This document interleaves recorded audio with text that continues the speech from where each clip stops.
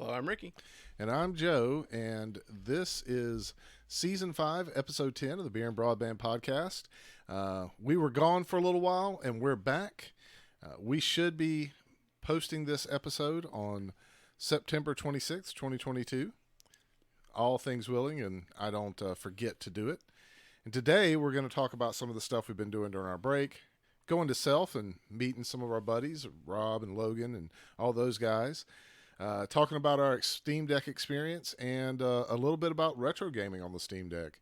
But first, we're going to talk about this spicy capsicum ale that I made. Well, Ricky helped too earlier this year, and it is a orange blossom honey traditional mead with that went completely dry, and I backswinged it a little bit until it just like quit fermenting, and then it has some. A tincture of cayenne and Thai chili that's in it. So it's about a 14% mead, if I remember correctly. So Ricky's sitting over there sipping it, kind of figuring out what he thinks about it. Well, it's very good. Very sweet. You can tell you put a lot of sugar back into it, a lot of honey back into it. The heat level is like there, but it's not too terrible. I mean, like, it's spicy, but it's not like the same equivalent of spicy if you like ate one of those peppers. Right. You know? Right. I'm not sure if you've ever had it, but it makes its ways around grocery stores nowadays. It's called Mike's Hot Honey. Yeah. I've had that before. That is almost exactly what this tastes like. Like, Yeah. if you forget the alcohol flavor and you focus on just the sweetness level and the spice, it tastes like that hot honey you like put some water in and like shook up so it could be like drinkable instead of just being so viscous. I mean, it's good. Yeah, it kind of has its own thing going on, but this is what I was going for with a capsicum ale, or capsicum ale, or however that's pronounced, but a pepper honey essentially. I want to use the same thing to make a pepper beer now. Yeah, in all honesty, that's what I was kind of thinking. This same flavor profile would go great in like a dark beer. Yep. I've got a couple different peppers that I want to try this with, and there's a couple different ways I want to like try through this. So this as a base is now my way to do this, and it wasn't hard. You just basically take some vodka, put your pepper in it when you start making your brew, and then when you get to the conditioning phase, you take the pepper out. And if you want a little bit more spice, you can include the seeds. Take the pepper and the seeds out, put them in a tea bag, drop it down inside your brew. Yeah, I mean, I'll say this. I think this kind of speaks to the power of using a tincture for something like flavoring. I mean, that glass you had the vodka and the pepper in, there's only like a 2 ounces or something like that. It's not a very big glass. And I think we only used like half of it. No, we poured more of it in after I'd put the pepper in because we didn't feel like it had as much of the spice to it. Because I had and you're right for calling that out because that's an important part of the recipe. So we used the pepper and the seeds in a tea bag, and then we poured after everything had gone through for like a couple of weeks. We poured some of the vodka into this when we were pretty sure everything was done, and then that kind of raised some of the spicy level. Oh yeah. I mean, it raised it perfectly. And again, you're talking about a 2 ounce glass. We used maybe an ounce of it. And what was it? Was this a 1 gallon or 2 gallon batch? This was a 1 gallon batch, since it was a complete experiment. Yeah, but still, like 1 ounce to 1 gallon to get a very noticeable heat into it. Yeah, that's pretty great. Because I mean, if you had to put the equivalent amount of Thai chilies in there, you'd get that same spice, but you'd also get all that vegetal flavor with it for having those in there. And you know, there's really not much vegetal to this. There's a little tiny bit probably from the pepper that was put in the tea bag, but in terms of this level of heat, to be able to like make all this at home, it was pretty good. Yeah. I mean, well,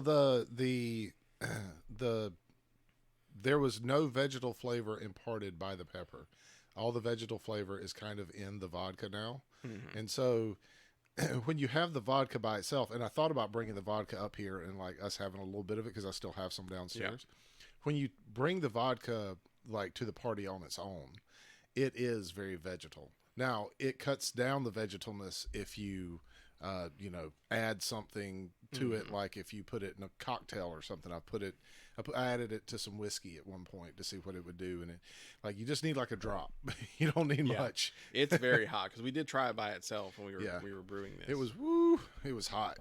But it worked out really well, and I think that's one of the things we've talked about a lot for brewing is, when we are normally adding in baking spices or cinnamon or something like that, does it make sense to make like a series of tinctures instead and use that to control the flavor? And in all honesty, this worked out really well. I think that gives some legs to that idea because then it's incredibly measurable. Yeah. Once you're throwing the raw ingredients in, every brew will be slightly different because it's reacting with all the other chemicals in there and everything like that. But you're essentially just making extracts with tinctures. Yeah. So 100%. It's real easy to just say, okay, let me taste that. Not quite enough cinnamon. One more drop. Let's try that. It lets you do that flavor crafting like in that secondary phase a lot easier. Yeah, and once you know kind of where it sits, you can say, okay, I'm going to scale this up to 5 gallons. So I'm going to make a traditional 5-gallon mead that uses the same recipe, and I want to add these extra things to it to make it whatever I'm going to make it, like maybe an oaked or hopped, and then I'm going to have a spicy oaked hop. So I can just do 3 tinctures like this and add that to the 5 gallons, and it's going to, exactly impart that kind of flavor. Or you could say, I don't want it quite this spicy, and I'm just going to do 2 or 3, or I'm sorry, 2 or 1, to it, and control that spiciness pretty perfectly. You can really dial that in. And I'm surprised at how good this is. It is really, really, really good. Oh yeah. We're tasting it straight, but you poured you did a 2 or 3 ounce pour of this like wine with a little bit of ice in the glass. That'd be so good. Yeah, and this just really cold would just be divine. It kind of reminds me of like what you get in certain sweet cocktails, like the flavor profile that you get. It's just a little bit more spicy than that. Yeah. It's a unique kind of thing because a traditional mead by itself doesn't taste like this. Like something about that pepper kind of elevates. Yeah, well, you think about that, right? Like in food and flavor theory and stuff, your salts are enhancing flavors that are already present. Your heats and your peppers are changing the flavors that are there. Yeah. So, sugar is also one of those things. When you make something sweet, different flavors come out. So you're taking a mead that's still sweet because it's been back sweetened with that heat to it. And you're right, it's a very simple recipe, but if you just had someone come in here, taste this pepper mix, and here, go taste this plain mead, I don't think they'd guess that mixed together would be this good. Right. Yeah. I don't think so either. I wouldn't have. But this whole journey of doing these capsicumels for the last 6 years, 5 years. So I started doing it right after we moved in here. So I guess it'd be 5 years. But this whole journey of doing these has really led to some interesting things. I want to so there's a couple other experiments that I want to do, and I may make a couple more 1-gallon batch. I've got a few dried, so they have kind of a smoky flavor to them. Okay, yeah. Like the enchilada chilies or whatever. Yeah, well, they're Thai chilies. Oh, okay, dried chilies. And so what I want to do is I want to put them in a tincture, and then take that tincture and make another traditional, and then kind of compare between the two. Yeah, that'd be really interesting. Because I'll admit the science of a tincture I'm not super familiar with, apart from that alcohol's a solvent. I just recently made some raspberry infused vodka, which was really nice. But, essentially what you're seeing happen is a lot of the water get replaced with the alcohol, so it's extracting essentially all that juice and color. So you get all these raspberries that are kind of pale. Yeah. And don't taste like raspberries anymore because all that stuff has been replaced. So in a dried chili that doesn't have that much water to actually replace, how does that work? And that's not a critique. That's a real question. Yeah. That'd be interesting to see, when it doesn't have that moisture to basically swap places with the ethanol with, is that just as effective? Is it more effective because it's more concentrated? That'd be fun to find out. So let's talk about Self 2022. It's been 3 months since we went, almost a little bit over. But we went, we met up with some buddies. We attended some stuff. We're not going to talk about the whole thing because other people at Ask Noah and stuff like that, they've covered the conference to death. But if you're in the South and you're not medically fragile or something like that, where you might be harmed if you were exposed to something, like pneumonia or COVID or something like that, you probably and you're interested in technology, you probably should go to this, because this event, even after 2 years of not really being able to have people and stuff like that, still was awesome to go to and kind of like hang out with people and do stuff and be part of things. And I learned a very valuable lesson while I was there about mixing a lot of different types of alcohol, which I rarely ever do. But by the time we went to bed on the Saturday night, I was just like, oh man, I am feeling this so strongly. I had to get Venus to help me walk to the room. It was a lot. Yeah. Like I had to stop halfway through. But it was a lot of fun. Yeah. And I think maybe that's my biggest takeaway, because I've only been twice. Once as like an extension of work, I was taking notes to bring back to the team and stuff like that. And this most recent time we just kind of went, it's just us, personal vacation thing. Yep. And it was a lot of fun just to be able to say, okay, I don't have to necessarily take super strict notes. I don't have to pick my classes based on what I think my team will learn the most from. And just to get to go to a bunch of things that were like not necessarily related to the parts of technology I'm super focused on. So like the 3D printing one was a lot of fun. Yeah. Just to learn a little bit about that was great. We did go to one that was like on IPv6. Great speaker. Some really good points. It was less of a technology thing and more of like, what does worldwide adoption look like? Yep. And stuff. It was really on par with any other like little weekend vacation I would have taken. Like my wife came, she loved it, just being able to go kind of do whatever. Yeah. So, it was a good time. Great. We found that great coffee place. I don't remember what it was called. Oh yeah, the one that was down the road that Venus and I went and brought coffee back from. Maybe. I think we went to that one too. It had like the 2 drive-throughs. Yeah. That was good. She's going back up to Charlotte in a month or so for a concert, and she's like, I'm going back to that coffee place. Yeah, that coffee place was amazing. I don't remember the name of it, but I know where it is. And I'm going back there for sure. They had really great coffee. Yeah. Well, I'll admit, I had some of the food. Food wasn't as good. Coffee, though? Coffee was amazing. Amazing. The food was like frozen, like stuff they just reheated. It kind of felt like that. Yeah. It was cheap, though, so I mean, you can't really complain. It was on the way home. It was great, yeah. It was a good trip overall. I can't really recommend it enough. If you even have just like a passing interest in technology and you're looking for something to do some weekend, it was a great way to spend a weekend. Yeah, it was. And if you get in the hotel and stay there at the hotel, it's a ton of fun. It is, especially because like most people that are in the hotel are other tech people. One, that gives you good people to have conversations with. 2, because they're there for the convention. The rest of the hotel is like open. Yeah. So like when me and my wife decided, now we're gonna skip a lecture, we're gonna go to the pool. Nobody was in that pool. It was great. It was pretty awesome. I think the other thing about it is that the events and the things that happen around it, and the party that they have, like normally they bring some pizza and stuff like that. All that stuff is like, you meet people from your area, you make connections, and then you can become part of like a larger group of people that are interested in this stuff. Make some friends, make some connections. That's how we made the connections with our friends from Alabama. Oh yeah, absolutely. And, we have like Rob and all the Josh and Logan and all those guys. They know that we play D&D on Thursday nights, and still like stay in contact. And that's been like 4 years. Yeah, 5 years. That. I mean, met some people at a convention that have hung out with them pretty much every week for the last several years. And then we got to like actually go and like meet them in person again, and we got to play D&D again in person. Like the whole time we had these big plans. It was awesome. Yep. Yeah. So I'll say, I'm not sure I recommend you guys bring your D&D groups, because I liked the table we were at and I want it next time. But that was a ton of fun to get one of these big circular conference tables where like 7 or 8 of us just all drinking, playing D&D. Yeah, sitting around drinking the stuff that we've been talking about on the podcast. We saved up some of it, took it with us. It was really, really fun. And they brought some stuff. So yeah, I can't. I just that's going to be one of those like best memories ever kind of deal. Looking forward to doing it again. Hope we get to do it like once every year or every couple years kind of deal. Absolutely. So let's talk about the Steam Deck.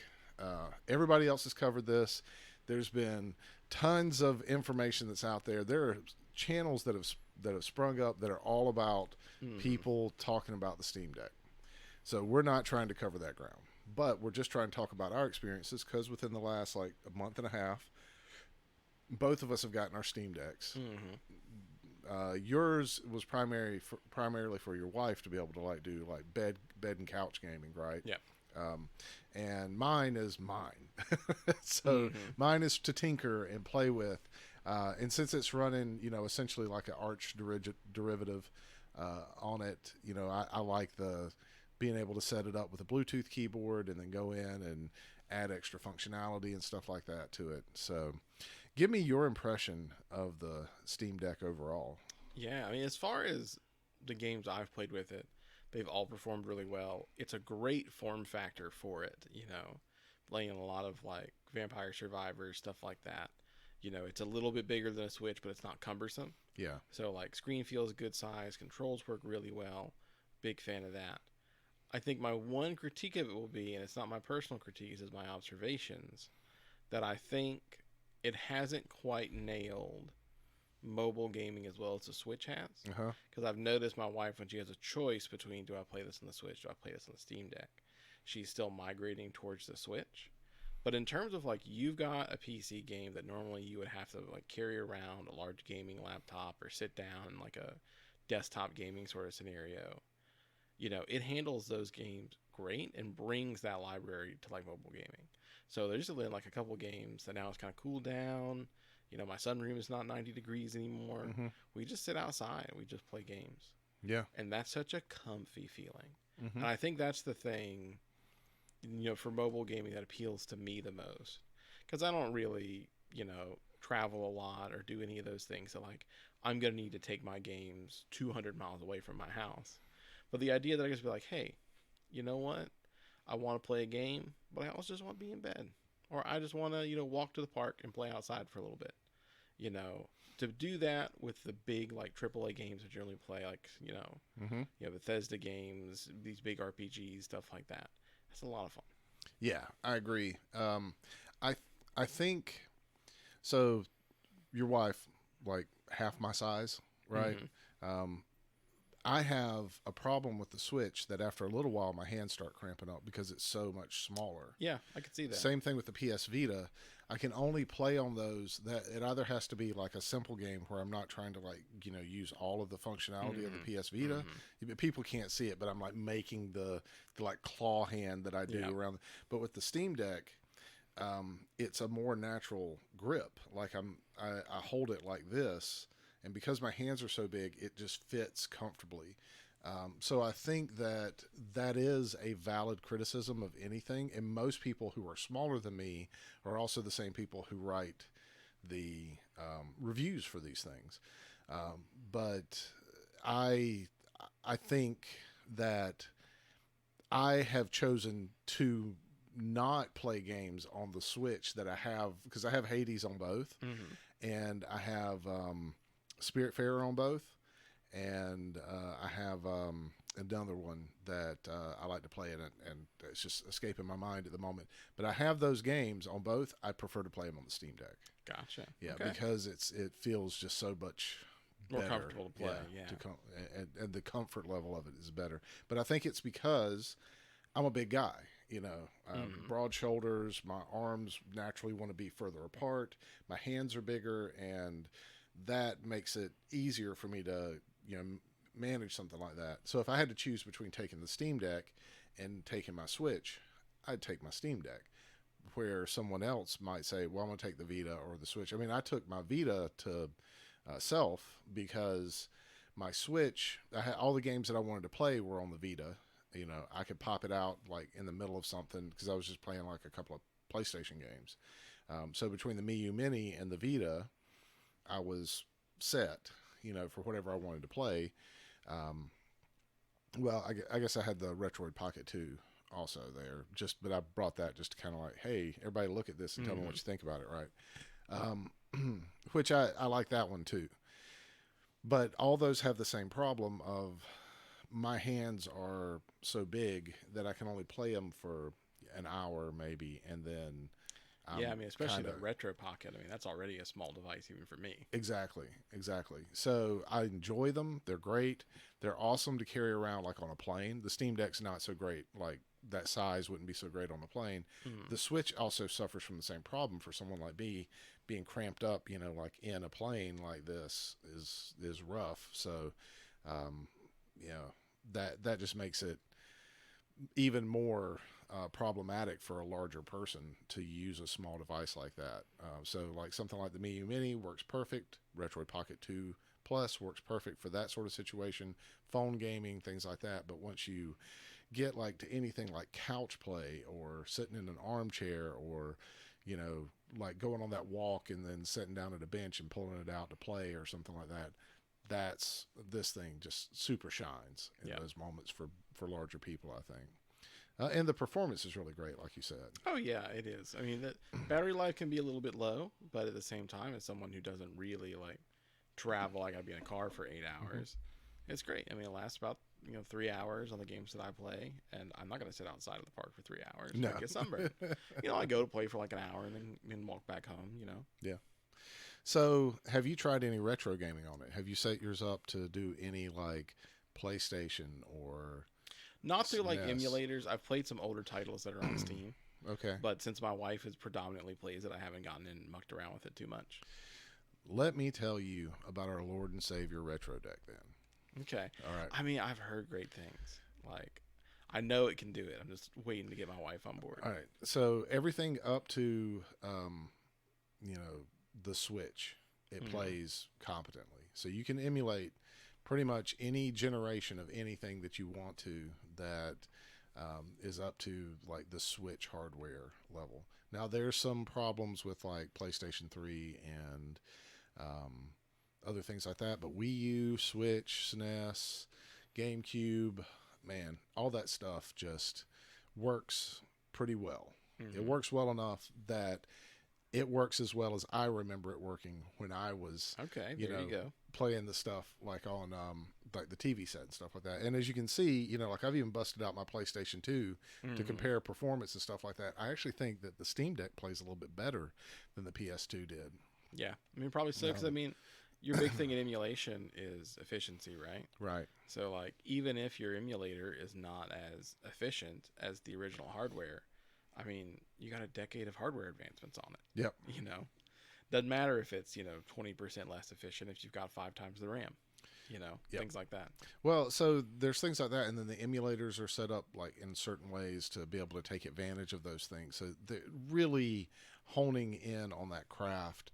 I would like for you to like try to set that up and then us come back and like talk about it. Cause I feel like this is where something like the Steam Deck really shines.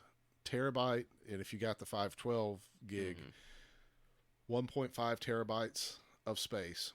Put you like 2 or 3 AAA games. Put you a couple of emulation games on there that are like bigger, like maybe a couple Switch games or something like that if you're into that.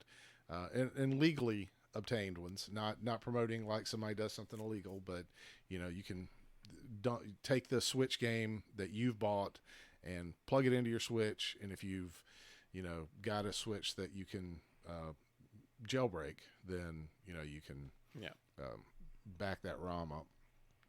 But being able to take that one device and just play like Mario Kart or Mario Party or Mario Sunshine or something like that in a way that really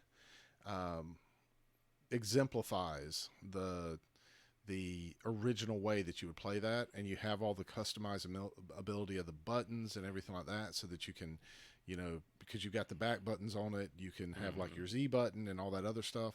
It might be in a slightly different form factor, but you actually have the ability to have all of the buttons and the sticks and the other things like that you would normally have on like a GameCube or a Wii or a Wii or an N64 or something like that, I feel like it really does this so much more justice. And then, you know, games that you might have had like a gyro ability on, like people are talking about PS Vita. I haven't tried PS Vita emulation on the Switch, but people talking about that. You know, it seems to 100% be an improvement over anything else that I've seen. It's just the form factor is so large, it doesn't make for the 100% portability, but it is closer to like PC desktop performance for emulation than what you get for like anything else. And I'm looking forward to seeing what the Steam Deck 2 is going to be like. I might actually buy one, even if it's just a iterational upgrade. Yeah. So have they talked about a Steam Deck? Yeah, 2 they yet? said they're definitely going to make one. Really? Okay. So they're planning to make one. They haven't already started making. Yes. One. Okay. Yeah. And look, I'll tell you, they really ramped up the production because we got ours, I think, in end of August. It was the end of July, I think. End of July. Yeah, because you've had it for a couple of months at this point. Okay. Yeah, I might have to go back. I thought I hadn't gotten it yet before our birthday.